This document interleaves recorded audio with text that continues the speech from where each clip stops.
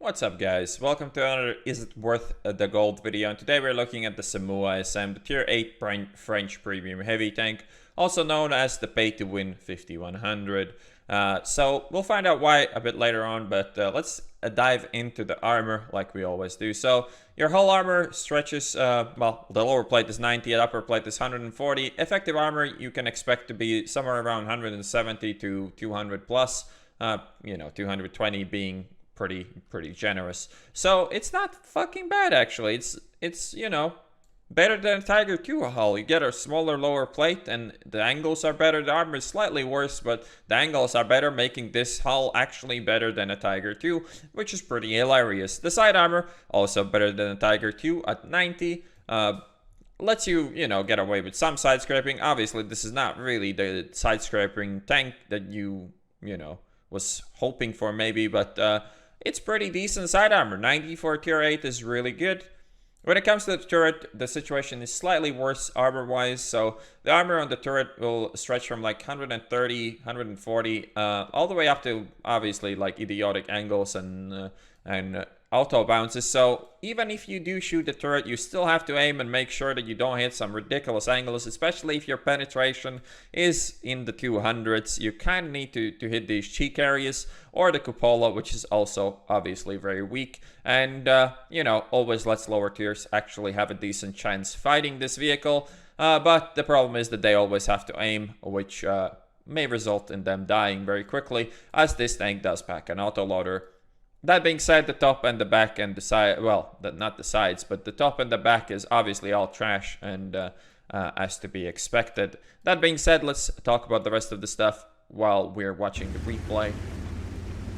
Alright, before the shit hits the fan, let's talk about the stats. So we start off with 11,000 gold for this tank, so that puts it in the expensive end of the pool from the premium tanks. It's not quite as expensive as something like a Loewe T34, but it is almost up there. So we start off with 370 meter view range, 1450 hit points, top speed forwards 37, backwards 20, power to weight of 12.5, tank traverse 33.37, and effective traverse you can see all the mobility stats are way below the 5100, and there is no real surprise about that. Gun depression 10, gun elevation 15, so both of those are better. Some stats are exactly the same on terrain resistance at least, but we come to the sweet spot, the gun. So we get 2001 damage per minute with a 5-shot autoloader at tier 8. Obviously you can't put a rammer on this, but if you compare this to something like a Loewe, you get a better DPM with an autoloader. So that's pretty gnarly. Anyways, 300 damage per shot, 232 penetration. Reload time of the magazine is 35.97 over the 48.61 seconds for the 5100. So a ridiculous margin here, absolutely ridiculous. 12 seconds for that one extra shot on the 5100. That is absolutely obscene, and that's not, the only time.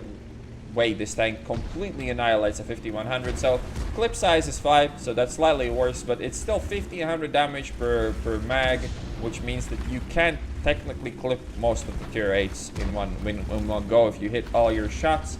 Inner clip reload, another huge factor on this tank, 2.25 seconds over 2.73 seconds, so half a second improvement, massive difference. This is closer to stuff like 57 heavy and shit, and way less, actual French autoloader. Aiming time 2.3 seconds, another huge difference. Instead of almost 2.9, you get 2.3, and you can really feel it. This gun feels pretty fucking solid, especially if you have played the 5100 in 2018. You will definitely see a huge difference here. Accuracy though, worse than on the 5100, but realistically it's pretty much impossible to aim the 5100's gun fully, so it doesn't really make that much of a difference. Soft stats also better than on the 5100 because, you paid real money for this tank, so it is fair.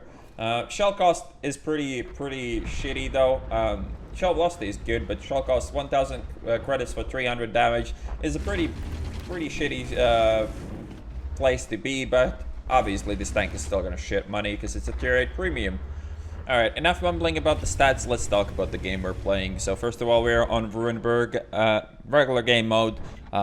tier 8 game, no 357 shenanigans in this one, so not a bad matchup for this tank, but obviously, you know, 357 fighting tier 6 with this shit can be pretty demolishing for the enemies. Anyways, not a great start for me. Missed quite a bit of shots on the T44. Did hit 2 in the end, and we made one T34 2-shot happen, so not a great game so far, and our team is folding real bad. They're you know, losing really heavily, and it kind of tends to happen on this map. Honestly, our spawn tends to have pretty hard time staying in the game. The enemy team usually takes the street on the F line and just dominates the game from there, and it is really hard to play anything you know, east from like 6 line on this spawn without getting absolutely murdered.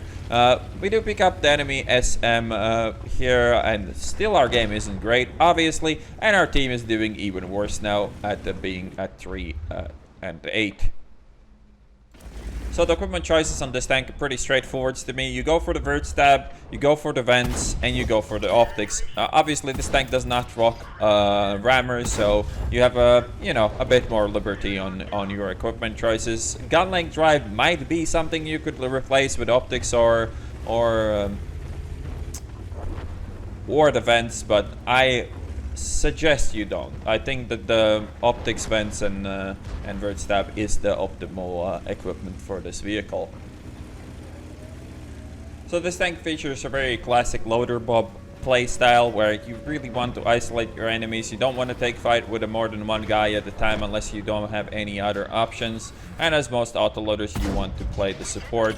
And how upset I am about missing that shot. But like you can see, the aiming time on this is not too bad. If you've brought your 5100 out this year, you'll really tell the difference. That this is absolutely like out of this world compared to the 5100. If I was in the 5100, I'd probably still be shooting the Scorpion, and I would have missed like 6 shots if I didn't aim them for a decade. So yeah, the gun handling on this is significantly better. It lets you hit shots without really aiming too much. When you start to turn your hull and turret too much, then the aiming can get a bit lengthy, but just unloading is reasonably pleasant in this tank. The 2.25 seconds is almost enough to make this gun aim reasonably well, and yeah, this tank is real good. It's real good. It's a bit slow and a bit clunky because of that. Obviously, slow autoloaders always kind of struggle if your team is a bit shit, and this tank does as well, unless you can put in that range and put in that cover and, you know, reload your mags in safety. How to counter this tank? I mean, it's also pretty straightforward. You don't sit in front of it when it's loaded. That is pretty much as good as advice I can get you. You need to realize that you don't really fuck with this tank when it has 5 shots, unless you know you can take it and kill it and then whatever. But you really don't want to fuck with this tank when it has the 5 shots, because most tanks don't really want to lose 1500 hit points. And as for shooting it, I mean, you saw the armor profile. Your best bet is to go for the flat turret face, and that will generally, you know, be reasonably effective depending on your pen, obviously. This game, though, we kind of caught up. There is still quite a bit of TDs left in their, well, quite a bit of tanks left in their team, but they're all kind of low health, and we could clean this up pretty nicely. The HyperX 65 is trying to flank the IS-3. No idea if he has any idea where the IS-3 is at, but we're peeking this angle once again to try to pick up this Scorpion, and that is all we really needed in life. And now we can maybe pick up this T34 or T44 as well, and we do exactly that and go for another reload. Alright, so we know that this tank completely demolishes a 5100, at least I know, and you should as well if you have played a 5100 anytime recently. But how about the Lorraine, the other tier 8 French autoloader that you can buy? How about the Lorraine? Is this better than the Lorraine? So you've tried in quite a bit of that mobility for increased firepower, which does kind of work for me at least. I mean, surely this tank is less flexible. There's no doubt about it. You can't really run away a lot of the time, and you have to just, you know, face your enemies head on. And this is so fucking stupid. I mean, I wanted to track the guy just so the RMx doesn't die, and he still goes out in front of a guy in an ISU who is loaded and ready to shoot him, instead of just waiting to like clip him or something. I don't know. It's so obscenely stupid, especially this late into the game. You thought the guy had more sense into his head than that, but we do pick up the ISU, and that's like really what we need in life. Full easy clip into the ISU, and now we're just approaching the last two guys, and I mean, we should be fine. Our teammates have enough hit points for me to get there in time and clip both of them. At this point, I could kill both of them quite easily unless I get some freak low rolls, but if any of my teammates shoot any of them even once, we should be absolutely golden. Also, probably worth to mention that this tank will struggle a bit more in tier 10 games than the Lorraine will, just because of the lack of mobility. Obviously, you don't really care if you have 200 armor. When you're facing tier 10 tanks, they'll fuck you up no matter what. So having that mobility definitely can be nice. The 5th shot does help though. And yeah, we clean up the rest of this game. 9 kills. There's still only Artie remaining. I went for a reload because I didn't think he would be on this side. And now I just don't want to let the IS-6 know where he's at. But sadly for me, I'm actually not going to be able to find the Artie. I made the wrong guess on where he went, and we actually ended up capping this game out, which is pretty embarrassing, but you know, that's what you get when you're a greedy cunt, I suppose.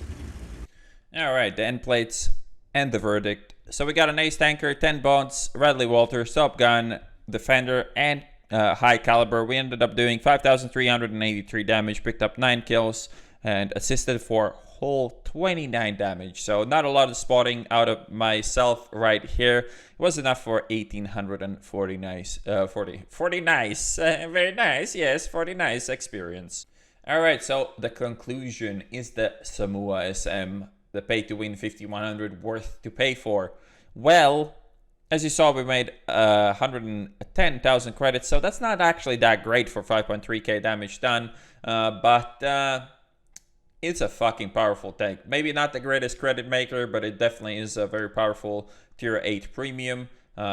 You could say the next step in the power creep ladder, and it is fucking great. I mean, I would say that it is kind of on point with the Lorraine, but it definitely is like the top 5 tier 8 premiums I would suggest people to buy. So yeah, support power creep, yay!